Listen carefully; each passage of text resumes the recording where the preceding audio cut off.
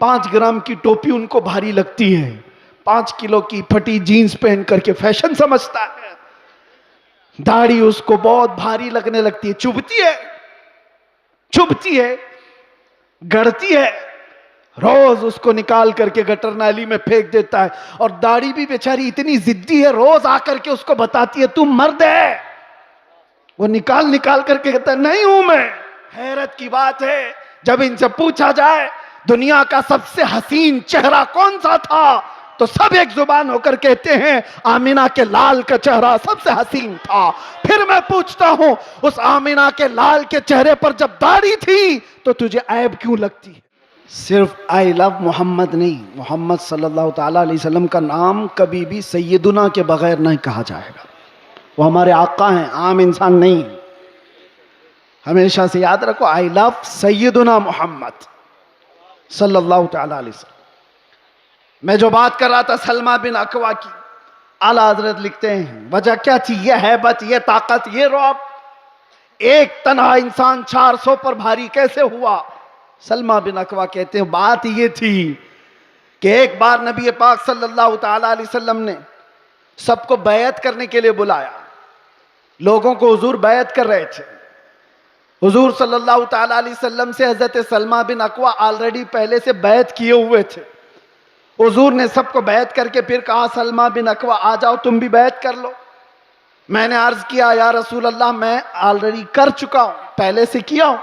حضور نے فرمایا پھر سے اپنا ہاتھ دو۔ میں نے دوبارہ ہاتھ دیا، حضور پاک صلی اللہ علیہ وسلم پر بیعت کیا، ہاتھ پر بیعت کیا۔ پھر تھوڑی دیر کے بعد میرے آقا نے فرمایا سلمہ بن اکوع بیعت کر لو۔ حضرت سلمہ بن اکوع کہتے ہیں یا رسول اللہ 2 بار میں نے بیعت کر لیا۔ حضور نے فرمایا بار بار اپنا ہاتھ میرے ہاتھ میں دے تو سکتے ہو؟ سلمہ بن اکوع کہتے ہیں میں نے 3ری بار اپنا یہ ہاتھ دیا حضور پاک کے دربار میں، ان کے دست پاک میں۔ نبی پاک صلی اللہ تعالیٰ علیہ وسلم نے دعا فرمائی۔ اس کے بعد سلمہ بن اکوع کہتے ہیں 3 بار اس ہاتھ کو میں نے مصطفیٰ کے ہاتھ میں دیا، اس کے بعد قسم خدا کی کسی بڑے اونچے پہاڑ سے بھی مجھے کبھی ڈر نہیں لگتا، کوئی سامنے آئے کبھی خوف نہیں ہوتا۔ یہ نسبت مصطفیٰ ہے جو انسان کو ممتاز کرتی ہے۔ آج میرے عزیزوں تمہارا نام بارگاہ مصطفیٰ سے جڑا ہوا ہے، اس لیے شرم کرو اور حیا پیدا کرو۔ کبھی تم شراب کے اڈوں پر نظر نہ آؤ، کبھی تمہارے ہاتھوں میں تاش کے پتے نظر نہ آئیں، کبھی تمہاری آنکھوں میں بے حیائی نہ ناچے، کسی اجنبی عورت پر تمہاری بے حیا آنکھیں نہ جائیں، اس لیے کہ تمہارا نام میرے مصطفیٰ کے نام سے جڑا ہوا ہے۔ ان نسبتوں کا جب تک احترام کرتے رہو گے پاور اور طاقت ویسی باقی رہے گی۔ انرجی کو دنیاوی خرافات میں ضائع نہ کرو۔ اللہ نے آج بھی تمہارا رعب باقی رکھا ہے، آج بھی ہے، ہم نے خود محسوس کیا ہے، ہم نے دیکھا ہے۔ آپ کو خود کو اندازہ نہیں لیکن دنیا کو اندازہ ہے۔ اللہ تبارک و تعالی محبت مصطفیٰ کے صدقے یہ عزت اور یہ ہیبت، یہ طاقت، یہ رعب عطا کرتا ہے۔ لیکن اگر تم یہ سوچو گے کہ عزت ہم کسی اور ذریعے سے ڈھونڈیں گے، ہم نے دیکھا ہے لکھنؤ میں آج سے 2-3 سال پہلے ایک کتا آیا تھا جو اپنا نام بھی بدل لیا تھا، یاد ہوگا، بہت ٹی وی پر بٹھا دیا جاتا تھا، دھرم بھی بدل لیا، نام بھی بدل لیا، ہاں، اور سوچنے لگا کہ اسلام ایسا ہے ویسا ہے، بہت کچھ پھیلایا۔ 6 مہینے کے بعد رو رو کر کے لوگوں سے گڑ گڑانے بھی لگا کہ مجھے بچا لو، میری جان پہ خطرہ ہے۔ میں نام یا ذکر نہیں کرتا اس لیے کہ سٹیج ناپاک نہ ہو، لیکن ایک بات یاد رکھو، حضور پاک صلی اللہ تعالیٰ علیہ وسلم کے اس دین پاک سے غداری کر کے جو دوسری جگہ عزت ڈھونڈتا ہے، قرآن کیا کہتا ہے؟ وَمَن يَبْتَغِ غَيْرَ الْإِسْلَامِ دِينًا فَلَن يُقْبَلَ مِنْهُ۔ اللہ تعالیٰ نے قرآن میں فرمایا، اور یہی بات میں آپ سے کہتا ہوں۔ اعلیٰ حضرت کیا کہتے ہیں سنو، اعلیٰ حضرت فرماتے ہیں بارگاہ مصطفیٰ صلی اللہ تعالیٰ علیہ وسلم سے جو غداری کیا، جو ان کے در سے یار پھرتے ہیں در بدر یوں ہی خار پھرتے ہیں، در بدر یوں ہی خار پھرتے ہیں۔ عزت ڈھونڈو آمینہ کے لال کے پاس، عزت ڈھونڈو گنبد خضرا کے مکین کے پاس۔ ہم نے دنیا میں دیکھا ہے جو نبی پاک کی غلامی کو اپنائے ہیں 70 سال کے بھی ہوتے ہیں تو ان کی خوبصورتی میں فرق نہیں آتا، 80 سال کے بھی ہو جائیں تو ان کو بوڑھا کوئی نہیں کہتا۔ آج بھی موجود ہے ہمارے مشائخ، لیکن عزتوں میں کوئی کمی نہیں۔ اور جنہوں نے پوری ہندوستان میں فتنہ و فساد مچا کر کے سیاست کیا تھا، 90 سال کے اوپر بھی ہو گئے، ابھی مرنے کو تیار نہیں۔ ایسے بہت سارے لیڈر بیٹھے ہوئے ہیں جن کو کوئی پوچھتا بھی نہیں، اخبار کے کسی کونے میں ان کا نام بھی نہیں۔ بہت سارے ایسے 40 سال لوگوں کی نوکریاں کرتے رہے۔ میں جاب کی بات نہیں کر رہا ہوں، سیاست میں اس کی چاٹتے رہ گئے تلوے اور کچھ نہیں حاصل کر پائے۔ لیکن میرے مصطفیٰ کی غلامی جس نے اپنے گلے میں ڈال دیا تھا، پھر دیکھو حضور تاج الشریعہ کے آخری ادوار کو ہم نے دیکھا ہے، ظاہری زندگی کے آخری دور کو بھی دیکھا ہے۔ میرے عزیزوں 75 سال کی عمر ہو گئی تھی، 1 لاکھ نوجوانوں کو خوبصورتوں کو ایک طرف بٹھاؤ اور ایک طرف بریلی کے اس شہزادے کو بٹھاؤ، اور دیکھو دنیا کس کی طرف دیکھتی ہے۔ کیوں؟ یہ چہرے پر غازہ اور یہ چہرے پر کشش، یہ پاؤڈر اور لالی کی نہیں، یہ مصطفیٰ کریم کی غلامی کی ہے۔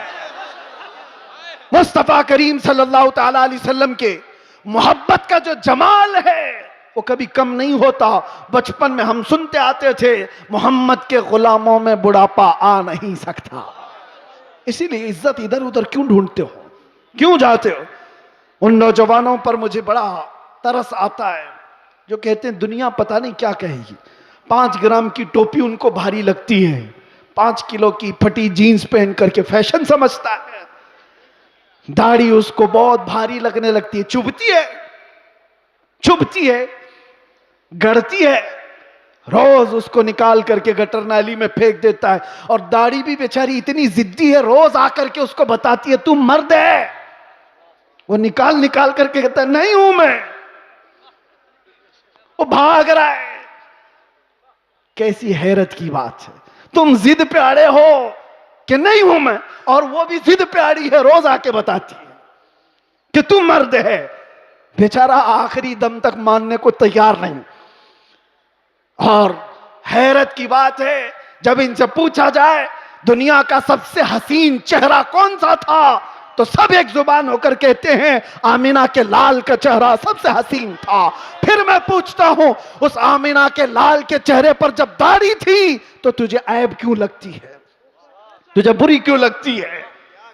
دنیا کا سب سے زیادہ حسین چہرہ میرے مصطفیٰ کا تھا، اور وہ داڑھی والا تھا۔ اور ایک بات ان عورتوں سے بھی کہتا ہوں جو عورتیں کھلے بال میں سمجھتی ہیں کہ یہ فیشن ہے، آدھے ننگے پن کو سمجھتی ہیں فیشن ہے، یعنی دنیا نے ان کو یہ بتایا ہے کہ ننگے رہنے کو فیشن کہتے ہیں، آدھے کپڑے پہننے کو فیشن کہتے ہیں۔ اگر آدھے کپڑے پہننا فیشن ہے تو تم سے زیادہ فیشنیبل تو بھینس ہے جو پوری ننگی رہتی ہے، وہ کبھی کوئی کپڑا نہیں پہنتی۔ وہ جانور تو تم سے زیادہ فیشنیبل ہے، پورے اوپن ہے۔ جانوروں کی طرح دنیا تمہیں بنانا چاہتی ہے اور تم سمجھ رہے ہو فیشن ہے۔ فیشن وہ نہیں۔ نوجوانوں سے کہتا ہوں دیکھنا ہو تو خالد بن ولید کو دیکھو، عورتیں دیکھنا ہو تو میرے مصطفیٰ کی بیٹی کو دیکھو۔ سب عورتیں کہتی ہیں اللہ ہمیں کنیزان فاطمہ میں شامل کرے، دعا تو کرتی ہیں اور فخر بھی کرتی ہیں، کنیز فاطمہ نام بھی رکھتی ہیں، لیکن سوچا کبھی دنیا کی سب سے عزت والی خاتون جس کا مقام قیامت کے دن بھی کیا ہوگا پتا ہے؟ فرشتوں کو آپ کو میں بتا رہا ہوں، حدیث میں موجود ہے، فرشتہ محشر کے میدان میں اعلان کرے گا غضوا ابصارکم فإن فاطمة بنت محمد تمر إلى الجنہ۔ اے محشر والے لوگ سب اپنی آنکھیں نیچی کر لو، محمد عربی کی بیٹی جنت کی طرف جا رہی ہے۔ قیامت کے دن اعلان ہو رہا ہوگا۔ عزت کا وہ مقام میدان محشر میں جس کی عزت کا اعلان ہو رہا ہوگا، لیکن میں خواتین سے کہتا ہوں دنیا کی سب سے عزت والی خاتون کے سر پر ہمیشہ دوپٹہ رہا، اور تم سمجھتی ہو عزت کھلے بن میں ہے، فیشن کرنے میں۔ فیشن وہ ہے ہی نہیں، ہم اس کو فیشن نہیں سمجھتے، وہ جانوروں والی زندگی ہے جو عورتوں کو ننگا کر کے ہوس کے پجاریوں کے سامنے لا کر کھڑا کیا جاتا ہے۔ عورت کو ان لوگوں نے تماشا بنایا ہوا ہے، عورت کو دنیا نے آج آلہ کار بنایا ہوا ہے، اپنی ہوس کا نشانہ ہے۔ کیوں؟ کیا عزت والے لوگ اپنی بیٹیوں کو اس طرح سے رکھنا چاہتے ہیں؟ وہ دوسروں کی بیٹیوں کو ننگا دیکھنا چاہتے ہیں، اپنی بیوی کو اور اپنی بیٹی کو نہیں، دوسروں کی بیٹیوں کو ننگا دیکھنا چاہتی ہے دنیا۔ اسی لیے میرے عزیزو، دنیا کے پروپیگنڈے پر نہ جاؤ، عزت تمہیں میرے مصطفیٰ کے قدموں میں ملے گی۔ اور صحابہ کرام نے یہ نقطہ محسوس کیا تھا، اس لیے کبھی انہوں نے دنیا کیا کر رہی ہے، دنیا کیسے چل رہی ہے، اس کی طرف دیکھا ہی نہیں۔ وہ پیوند لگے کپڑوں میں بھی جاتے تھے تو بادشاہ بھی کھڑے ہو جایا کرتے تھے، وہ بغیر چپل کے بھی جاتے تھے تو پورے علاقے فتح کر کے لوٹتے تھے۔ انہوں نے کبھی ان تمام چیزوں میں عزتیں نہیں ڈھونڈی۔ ایک صحابی حضرت نعمان ایک ملک میں سفیر بن کر کے گئے تھے میرے مصطفیٰ کے۔ سفیر سمجھتے ہو نا، ایمبیسیڈر، قاصد۔ اور جب حضور پاک کے سفیر بن کر کے یہ صحابی گئے تو جس ملک کے بادشاہ کے پاس یہ جا رہے تھے، اس بادشاہ نے بہت سن رکھا تھا، چرچا سن لیا تھا عرب کے انقلاب کا، میرے مصطفیٰ صلی اللہ علیہ وسلم کے دیوانوں کے ہجوم کا۔ تو اس نے کیا کیا؟ انتظامات کیا، تیاریاں کی، قالین بچھایا۔ ریڈ کارپیٹ آج بھی کسی کے لیے بچھایا جاتا ہے، ریشم کا قالین بچھایا، سونے سے کلائی کی ہوئی کرسی لگا دیا کہ محمد عربی کا سفیر آ رہا ہے۔ بادشاہ خود مسلمان نہیں تھا لیکن عزت کر رہا تھا۔ حضرت نعمان جس وقت وہاں پہنچتے ہیں، دیکھا ان کا انتظام یہ ریشم کے قالین سے ہے۔ آپ نے ٹھوکر مار کر کے ریشم کے قالین کو الگ کر دیا، زمین پر چلنے لگے۔ بادشاہ بھی دیکھ رہا تھا، اور جب کرسی پر بیٹھنے کا وقت آیا، سونے سے کلائی کی ہوئی کرسی ہے، آپ نے کہا اس کو ہٹاؤ، عام سی کرسی لاؤ، اس پر میں بیٹھوں گا۔ بادشاہ نے دیکھا اور کہا کہ یہ لوگ اتنا گھمنڈ کرتے ہیں، اتنا ایٹیٹیوڈ ہے ان کو، ہماری چیزیں استعمال نہیں کریں گے۔ حضرت نعمان نے بتایا نہ گھمنڈ نہ تکبر، یہ ہمارا غرور نہیں ہے، میں نے اس لیے یہ دونوں چیزیں استعمال نہیں کی کہ میرے مصطفیٰ کی شریعت میں ریشم کا استعمال مرد کے لیے حرام ہے اور سونے کا استعمال بھی مرد کے لیے حرام ہے، میں اس کو استعمال نہیں کروں۔ لوگ تو یہ سمجھ لیں گے دنیا کا قانون ہے، ان کی عزتوں کا طریقہ ہے، میل مل آپ کے لیے کر لینا چاہیے۔ نا، وہ صحابی تھے اور انہوں نے یہ دو چیزوں کو ٹکرایا تو کسی نے کہا وہ تو تمہارے رسول مدینے میں بیٹھے، تم تو سینکڑوں میل دور یہاں ہو۔ اس صحابی نے گرج کر کہا تھا مسلمان صرف مدینے میں مسلمان نہیں ہوتا، دنیا کے ہر چپے میں رہے اپنے مصطفیٰ کا وفادار ہوتا ہے۔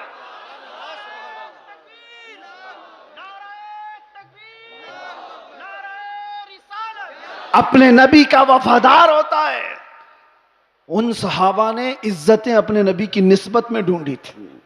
آج لوگ یہ سمجھتے ہیں کہ دنیا کی چکا چوند میں رنگ جانے میں عزت مل جائے گی، کچھ نہیں ملنے والا ہے۔ زندگیاں گزر جائیں گی، لوگوں کی ٹھوکروں پر ہی جیتے رہ جاؤ گے، لوگ اچھالتے رہ جائیں گے۔ ہاں، نبی پاک صلی اللہ تعالیٰ علیہ وسلم سے وفاداری اور ان کی محبت میں جو عزت ہے، میں کہتا ہوں چند تکلیفیں تو آ سکتی ہیں لیکن قلب کا جو سکون ہے وہ دنیا کی جھولیوں میں کبھی نہیں ملے گا۔ الحمدللہ ہم نے یہ چیز محسوس بھی کیا ہے۔ دنیا جس طرح بھی تکلیف دینے کی بات کرتی ہو لیکن مصطفیٰ کریم کی یاد ہمیں سکون بخش دیتی ہے، ان کی یادیں ہمیں دل کی طمانینت عطا کر دیتی ہیں۔ آ جاؤ اے میرے سنی مسلمانوں، اعلیٰ حضرت کی اس بات پر ہم جمع ہو جاتے ہیں جس میں انہوں نے کہا تھا آج لے ان کی پناہ، آج مدد مانگ ان سے، کل نہ مانیں گے قیامت میں اگر مان گیا، انہیں جانا انہیں مانا، نہ رکھا غیر سے کا، للہ الحمد میں دنیا سے مسلمان گیا۔